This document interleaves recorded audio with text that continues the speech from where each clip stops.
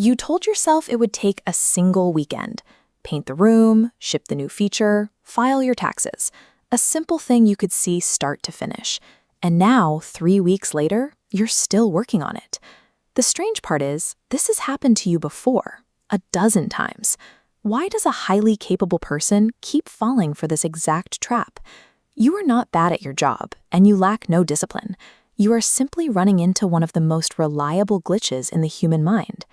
Back in 1979, psychologists Daniel Kahneman and Tversky noticed a specific pattern in how people predict timelines.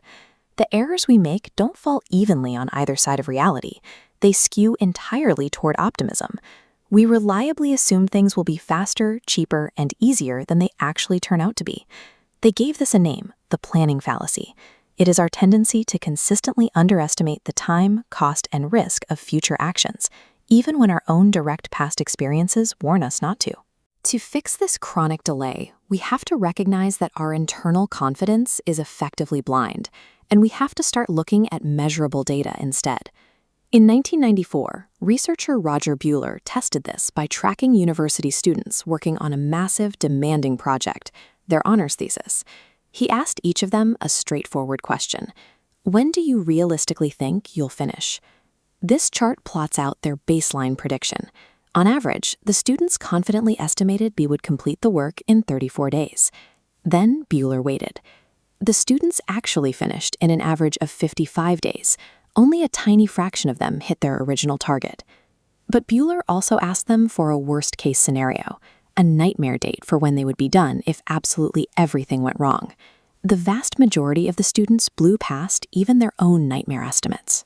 These were the people doing the actual work, highly incentivized to finish on time, yet their self-imposed safety nets completely collapsed under the weight of reality. If you hand the same planning tasks to global experts with enormous teams and vast resources, the results do not improve. Take the Sydney Opera House. When construction began, an ambitious plan promised completion by 1963 for $7 million. The doors finally opened a decade late in 1973. The final bill was $102 million, overrun by more than 13 times. This happens because of a cognitive reflex called the inside view. When we plan, our minds zoom in on the specific steps we intend to take, effectively playing a mental movie where every action executes perfectly. It ignores the 1,000 tiny daily frictions and interruptions that actually dictate our speed. But there is a revealing exception. If you ask someone to predict how long a task will take a colleague, they suddenly become highly realistic. When we look at someone else, we cannot run their hopeful internal movie.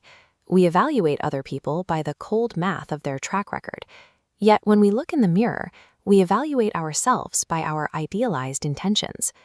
The most effective countermeasure is taking the outside view.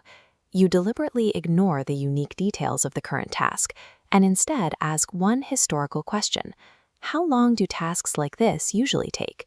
In the world of megaprojects, this is known as reference class forecasting. In 2004, planners for the proposed Edinburgh tramline skipped the optimistic internal projections entirely. Instead, they averaged out the actual performance of 46 comparable rail projects around the world to find a timeline rooted in reality. This diagram shows how we apply a second tool, called unpacking. If you don't have historical data, you break a massive single project down into dozens of micro-components. Slicing the work up forces your brain to acknowledge the hidden friction points it was quietly ignoring. Once you have a segmented, honest estimate, you lock it into reality using an implementation intention.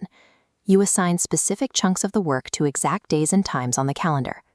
These strategies work because they remove your subjective, optimistic wishes from the equation entirely, replacing them with the rigid structure of historical data. Even when we know this, we resist. Highly optimistic estimates feel comfortable. A short timeline protects our sense of control and makes us feel highly capable right up until the project starts. Setting a highly aggressive deadline does not speed up reality.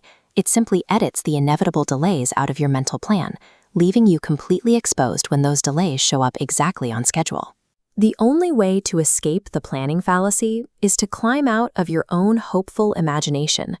You have to let the unglamorous, frustrating record of the past correct the bright fantasy of your plan. True productivity does not require a flawless imagination or sheer willpower. It simply requires a willingness to stop trusting the optimistic story in your head and surrender to the data.